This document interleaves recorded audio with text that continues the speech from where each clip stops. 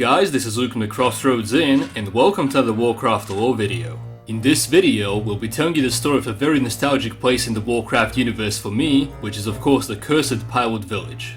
Todd, the other lore master, will be having the honors in telling this story, so anyway, just sit back and enjoy another tale from the Crossroads. Pyrewood was a village located in the Silver Pine Forest, and alongside Ambermill was a part of the kingdom of Gilneas and was overlooked by Shadowfang Keep. The landholder of both these villages was Lord Darius Crowley, who was displeased by King Greymane's decision to cut off his holdings from the rest of Gilneas, as well as for leaving the Alliance of Flordran. Crowley would be unable to change Greymane's mind and was upset for being cut off from his people, so he instigated the Northgate Rebellion, which led to a civil war. Pyrewood would be completely cut off from Gilneas and left to fend for itself after the building of the wall.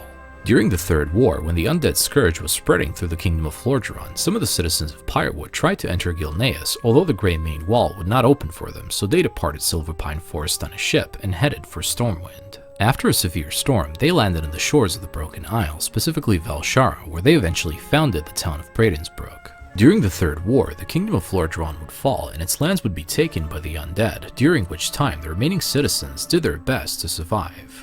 When Tyrande Whisperwind and hygAmfJzWzk&list arrived to Silver Pine Forest in their hunt for Illidan Stormrage, the following happened as they met Kael'thas and some remaining High Elves. Ishnu Allah, Night Elves. I am Prince Kael'thas. I must admit, I'm surprised to see your kind here. But whatever your business, I fear you will find only death and shadow in this cursed land. Ishnu Daldieb, Kael'thas. I am Maiev Shadowsong, and this is Tyrande Whisperwind.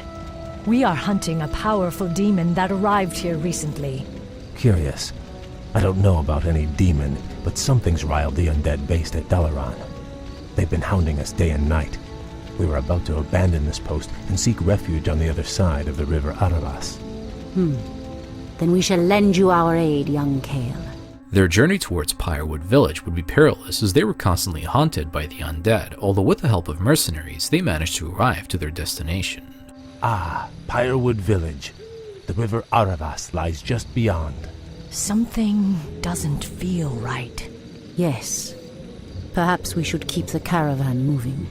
A battle for survival would take place in Pyrewood, eventually ending as the Blood Elves and hygAmfJzWzk&list crossed the river, while Tyrande held off the undead as the bridge collapsed. It is unknown what happened to the citizens of Pyrewood at the time, as it was overrun by the dead.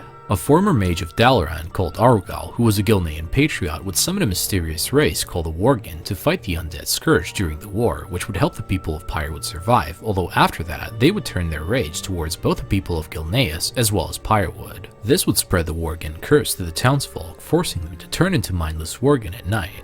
Arugal would eventually be driven mad with guilt because of this, so he retreated into Shadowfang Keep and took it as his own.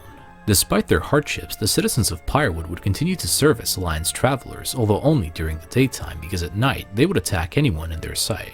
The faction known as the Undead Forsaken would eventually work to eradicate the Worgen in Silver Pine Forest, which resulted in the disposal of Pyrewood village, which was under the control of Arugal, who ruled from his keep. During the events of the Cataclysm, the remaining citizens of Pyrewood would update their buildings into the traditional Gilnean style, most likely because they were destroyed or heavily damaged. After this, Alliance adventurers would be able to enjoy the cozy inns and houses of Gilnean style architecture in Pyrewood village. Nothing beats how warm and inviting those places are, that's for sure. From that point on, Pyrewood would even look like a true Gilnean town, although still suffered from the Worgen curse. Not long after, the Undead Forsaken, which were led by Sylvanas Windrunner, would attack the town and take over it, which would be left half ruined at the time. The Alliance forces that supported the Gilnean Liberation Front, which were at war with the Forsaken, would defeat most of the undead soldiers stationed in Pyrewood. The Forsaken would once again take over the town one final time, which would culminate in its definitive destruction. Its citizens would most likely move to Stormwind, the capital of the Alliance, alongside the survivors from the ruins of Gilneas, as the Greymane Wall was shattered during the Cataclysm. To this day, Pyrewood Village remains one of the most interesting places in the Warcraft universe lore-wise by our opinion. Anyway guys, this is it on the video, and we hope you all enjoyed it, and if you did, be sure to check out our other videos and subscribe. If you're interested in Warcraft, Lord of the Rings / Hobbit, Pirates of the Caribbean, The Witcher, Game of Thrones and other fancy franchise-based lore, stay tuned for more videos like this one. If you're by any chance into LEGO reviews and Star Wars lore videos, check out our main channel, The Scoundrels Cantina. The link for it will be in the description down below. Thank you so much for watching, and remember, no matter how lost you are, the Innkeeper will always show you the path. See you guys in another video.